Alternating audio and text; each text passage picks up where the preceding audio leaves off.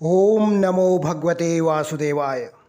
नमस्कार मित्रों, मैं पीताम्बर आप सभी लोगों का स्वागत करता हूं हमारे चैनल प्रियम धार्मिक वीडियो में। दोस्तों, आज हम बात करने वाले हैं पुत्रदा एकादशी के। तो दोस्तों, आप सभी लोगों से अनुरोध है कि वीडियो को अंत तक जरूर देखें और कमेंट बॉक्स में ओम नमो भगवते वासुदेवाय लिखते जाएं और चैनल को सब्सक्राइब जरूर करें। तो दोस्तों, आगे बढ़ते हैं वीडियो में। जैसा कि आप सभी लोग जानते हैं, हिंदू धर्म में एकादशी तिथि का विशेष महत्व होता है। सावन महीने के शुक्ल पक्ष की एकादशी तिथि को श्रावण पुत्रदा एकादशी कहते हैं। इस बार सावन की पुत्रदा एकादशी 27 अगस्त दिन रविवार को है। हर माह में एकादशी तिथि 2 बार पड़ती है। पहली एकादशी तिथि कृष्ण पक्ष और दूसरी एकादशी तिथि शुक्ल पक्ष में। वहीं साल में कुल एकादशी तिथि 24 पड़ती हैं। इस साल अधिक मास होने के कारण साल में 2 एकादशी तिथि बढ़ गई हैं, जिससे इस साल भक्तों को 26 एकादशी तिथि का व्रत और पूजा अर्चना करने के लिए समय मिलेगा। आइए जानते हैं पुत्रदा एकादशी तिथि कब है और इसकी क्या पूजा विधि है, क्या शुभ मुहूर्त है और इस एकादशी में क्या क्या सामग्री की जरूरत होती है। दोस्तों, एकादशी तिथि का दिन भगवान विष्णु को समर्पित होता है। इस दिन विधि विधान से भगवान विष्णु की पूजा अर्चना की जाती है। मान्यता है कि जो लोग एकादशी तिथि का व्रत रखकर भगवान विष्णु की पूजा करते हैं, उनकी सभी मनोकामनाएं पूरी होती हैं। श्रावण पुत्रदा एकादशी का व्रत करने वाले व्यक्ति को वाजपेयी यज्ञ के समान पुण्य फल की प्राप्ति होती है। इसके अलावा इस व्रत के पुण्य प्रभाव से भक्तों को संतान प्राप्ति का वरदान भी प्राप्त होता है, जैसा कि इससे नाम से ही स्पष्ट है। तो आइए जानते हैं कब है एकादशी व्रत पूजा का शुभ मुहूर्त। दोस्तों, एकादशी तिथि प्रारंभ होगी 26 अगस्त 2023 दिन शनिवार की रात 12:08 पर और एकादशी तिथि समाप्त होगी 27 अगस्त 2023 दिन रविवार की रात 9:32 पर। इस प्रकार ये एकादशी 27 अगस्त दिन रविवार को मनाई जाएगी। व्रत पारण का समय जो है वो है 28 अगस्त 2023 दिन सोमवार को सुबह 5:57 से 8:31 तक। आइए भक्तों, अब जान लेते हैं एकादशी व्रत की पूजा विधि क्या है। एकादशी तिथि को सुबह स्नान आदि से निवृत्त हो जाएं, घर के मंदिर में दीप प्रज्वलित करें। इसके बाद भगवान विष्णु का गंगा जल से अभिषेक करें। भगवान विष्णु को पुष्प और तुलसी दल अर्पित करें। अगर संभव हो तो इस दिन व्रत रखें। पूजा के बाद भगवान की आरती करें। इस पावन दिन भगवान विष्णु के साथ माता लक्ष्मी की पूजा अवश्य करें। इस दिन भगवान का अधिक से अधिक ध्यान करें। इस एकादशी में इन बातों का जरूर ख्याल रखें। एकादशी तिथि को भगवान विष्णु को भोग लगाएं। इस बात का विशेष ध्यान रखें कि भगवान को सिर्फ सात्विक चीज़ों का ही भोग लगाया जाता है। भगवान विष्णु के भोग में तुलसी पत्ता जरूर शामिल करें। ऐसा माना जाता है कि बिना तुलसी के भगवान विष्णु भोग ग्रहण नहीं करते हैं। आइए दोस्तों, अब जानते हैं एकादशी व्रत पूजा की सामग्री क्या क्या है। इसमें है भगवान विष्णु एवं माता लक्ष्मी की मूर्ति या चित्र, पूजा की चौकी, पीला कपड़ा, पीले फूल, पीले वस्त्र, फल, केला, आम या कोई और ऋतुफल, कलश, आम के पत्ते, पंचामृत, दूध, दही, घी, शक्कर, शहद मिला के जो बनता है, तुलसी दल, केसर, इत्र, इलायची, पान, लौंग, सुपारी, कपूर, पानी वाला नारियल, पीला चंदन, अक्षत, पंचमेवा, कुमकुम, हल्दी, धूप, दीप, तिल, आंवला, मिठाई, व्रत कथा पुस्तक और मौली। दान के लिए जो सामग्री यूज होती है वो है मिट्टी का कलश, सत्तू फल, तिल, छाता आदि। दोस्तों, अब जानते हैं एकादशी व्रत का क्या महत्व है। एकादशी के दिन व्रत रखने से सभी तरह के पापों से मुक्ति मिल जाती है। इस व्रत को करने से व्यक्ति की सभी मनोकामनाएं पूरी हो जाती हैं। पुत्रदा एकादशी व्रत संतान के लिए रखा जाता है। इस व्रत को करने से निसंतान दंपतियों को संतान की प्राप्ति भी होती है। धार्मिक मान्यताओं के अनुसार एकादशी का व्रत रखने से मृत्यु के बाद मोक्ष की प्राप्ति होती है।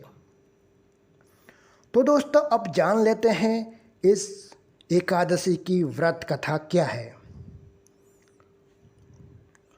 दोस्तों, द्वापर युग के आरंभ में महिष्पति नाम की नगरी थी, जिसमें महिजीत नाम का राजा राज्य करता था। लेकिन पुत्रहीन होने के कारण राजा को राज्य सुखदायक नहीं लगता था। उसका मानना था कि जिसके संतान न हो उसके लिए यह लोक और परलोक दोनों ही दुखदायक होते हैं। पुत्र सुख की प्राप्ति के लिए राजा ने अनेक उपाय किए, परंतु राजा को पुत्र की प्राप्ति नहीं हुई। वृद्धावस्था आती देखकर राजा ने प्रजा के प्रतिनिधियों को बुलाया और कहा, हे प्रजाजनों, मेरे खजाने में अन्याय से उपार्जन किया हुआ धन नहीं है, न मैंने कभी देवताओं तथा ब्राह्मणों का धन छीना है, किसी दूसरे की धरोहर भी मैंने नहीं ली। प्रजा को पुत्र की भांति मैंने पाला है। मैं अपराधियों को पुत्र तथा बांधवों की तरह दंड देता रहा, कभी किसी से घृणा नहीं की, सबको समान माना है, सज्जनों की सदा पूजा करता हूँ। इस प्रकार धर्मयुक्त राज्य करते हुए भी मेरे पुत्र नहीं है, सो मैं अत्यंत दुख पा रहा हूँ। इसका क्या कारण है? राजा महिचित की इस बात को विचारने के लिए मंत्री तथा प्रजा के प्रतिनिधि वन को गए। वहाँ बड़े बड़े ऋषि मुनियों के दर्शन किए। राजा की उत्तम कामना की पूर्ति के लिए किसी श्रेष्ठ तपस्वी मुनि को देखते फिरते रहे।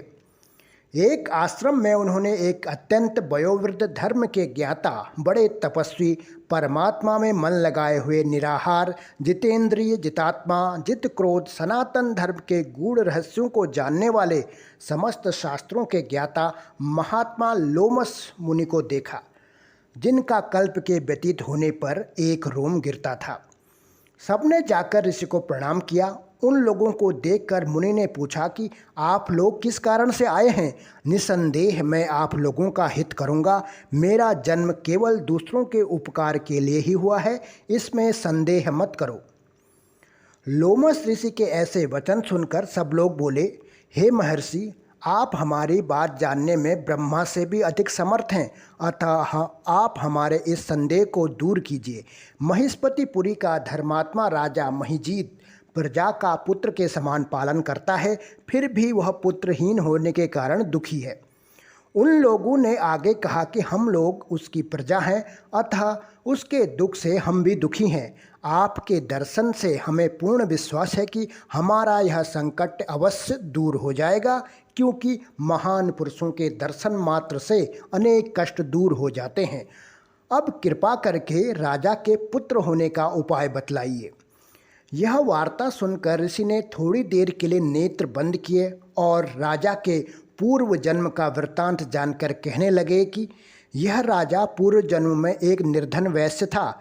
निर्धन होने के कारण इसने कई बुरे कर्म किए। यह एक गांव से दूसरे गांव व्यापार करने जाया करता था।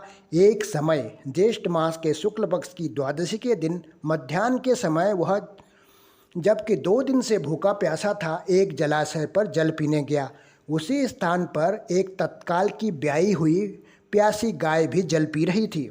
राजा ने उस प्यासी गाय को जल पीते हुए से हटा दिया और स्वयं जल पीने लगा। इसलिए राजा को यह दुख सहना पड़ा।